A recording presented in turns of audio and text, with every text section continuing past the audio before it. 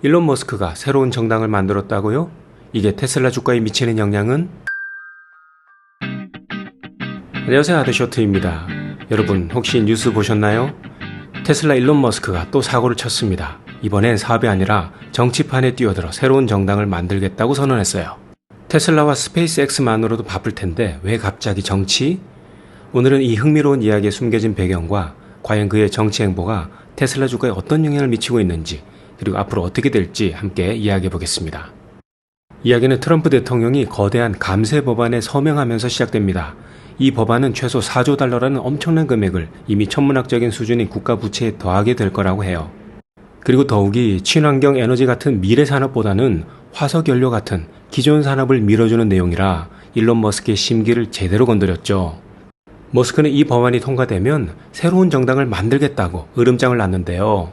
트럼프와 공화당은 이 경고를 무시하고 법안을 통과시켰습니다.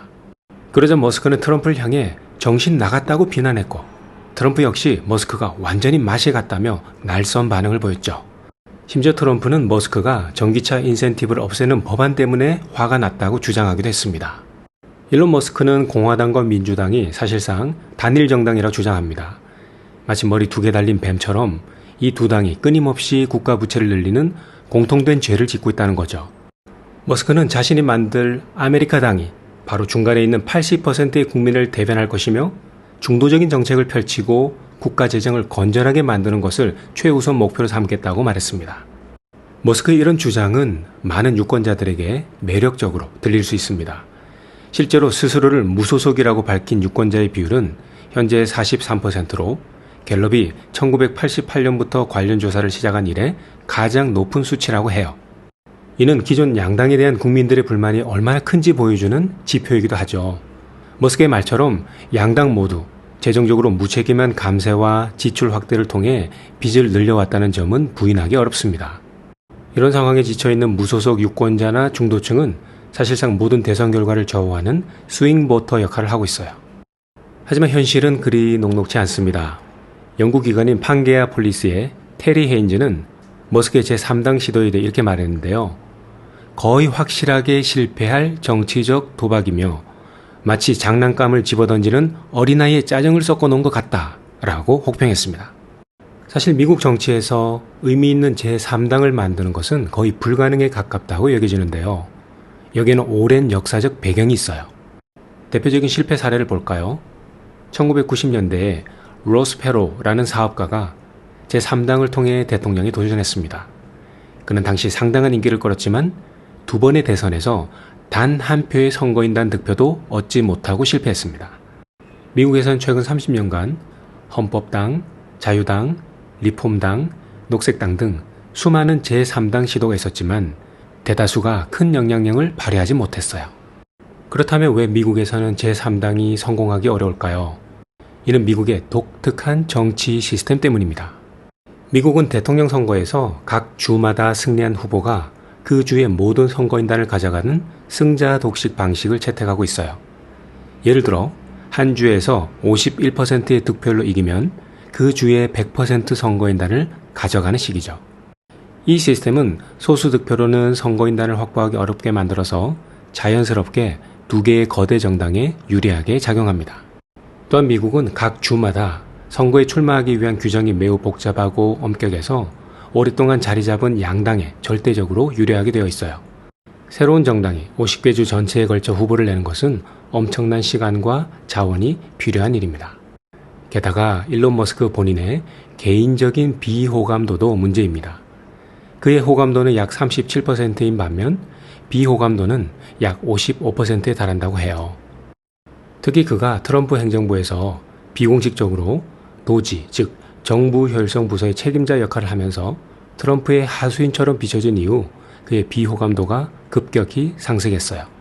그의 순호감도는 무려 마이너스 18%로 이는 트럼프보다도 11%포인트나 더 낮다고 합니다. 그렇다면 머스크는 제3당 창당 외에 정치적 영향력을 행사할 다른 방법이 전혀 없었을까요? 다른 경제계 거물들의 사례가 있는데요. 코크 형제의 사례입니다. 데이비드 코크와 찰스 코크 형제는 막대한 재력을 바탕으로 공화당 내부에서 가장 강력한 정치 조직 중 하나를 구축했어요.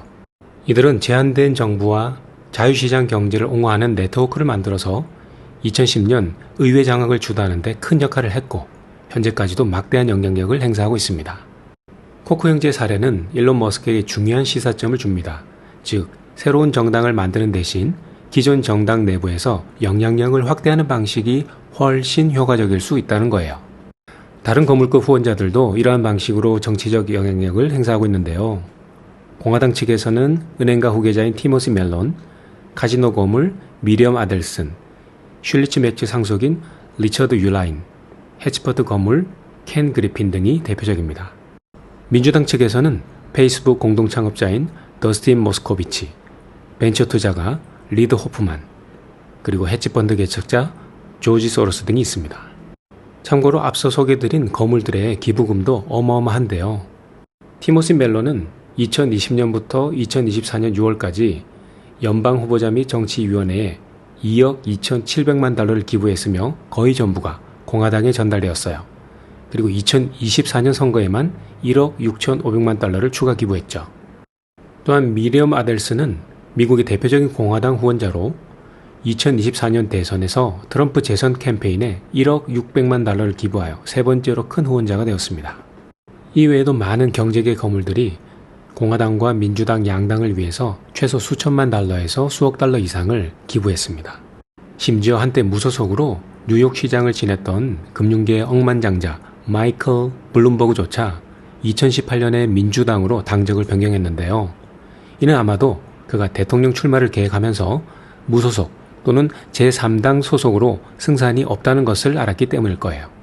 이처럼 미국에서 제3의 당을 창당하는 것은 매우 모험적인 도전적인 일입니다.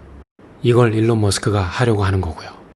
자, 이제 많은 분들이 가장 궁금해하실 테슬라 주가 이야기로 넘어가 보죠. 일론 머스크의 정치 행보가 테슬라 주가에 직접적인 영향을 미치고 있다는 분석이 지배적입니다. 웨드부시 증권의 유명 애널리스트인 댄 아이브스는 투자자들이 머스크의 정치 행보에 피로감을 느끼고 있다고 표현했습니다. 그는 계속 말하길 머스크가 정치에 더 깊이 파고들어 워싱턴 기성 세력과 맞서려 하는 것은 테슬라의 중요한 시기에 투자자들이 원하는 방향과 정반대라고 강조했어요. 실제로 머스크가 트럼프 행정부의 도지에서 물러났던 지난 5월, 투자자들은 이제 됐어 라고 안도했는데요. 이번 새로운 정당 발표로 그 안도감은 오히려 실망감으로 바뀌었습니다.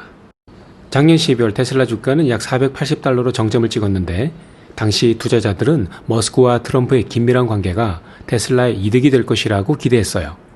하지만 최근 몇 달 동안 머스크와 트럼프가 정부 지출 문제로 충돌하면서 둘의 관계가 악화되었고 주가에도 부정적인 영향을 미쳤습니다.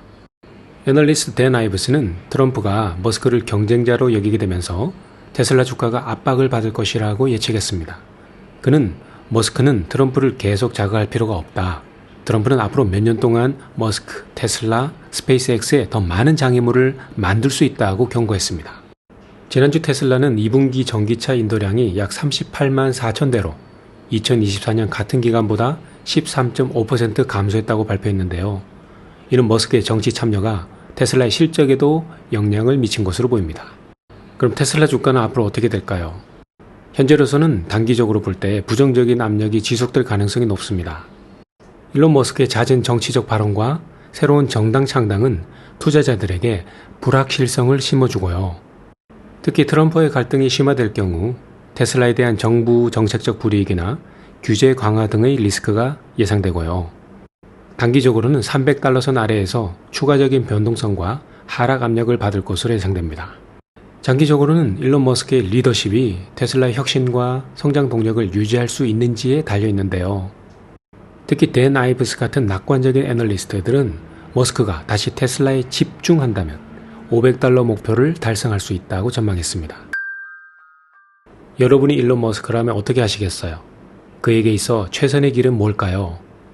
머스크가 앞으로도 미국 정치에서 영향력 있는 목소리를 내고 싶다면 먼저 자신이 운영하는 여러 개의 사업에 다시 전념해야 한다고 봅니다. 사업이야말로 그가 가장 잘하는 일이고 그것이 최우선이 되어야 한다는 겁니다. 머스크는 세계 최대의 부호이지만 돈이 많다고 선거에서 승리를 보장하는 것은 아니니까요. 오늘 준비한 영상은 여기까지고요. 일론 머스크의 사업과 정치 그리고 테슬라 주가에 대한 여러분의 의견이 있으시면 댓글로 남겨주세요.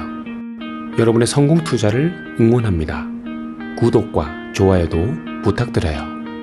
그럼 다음 영상에서 또 만나요.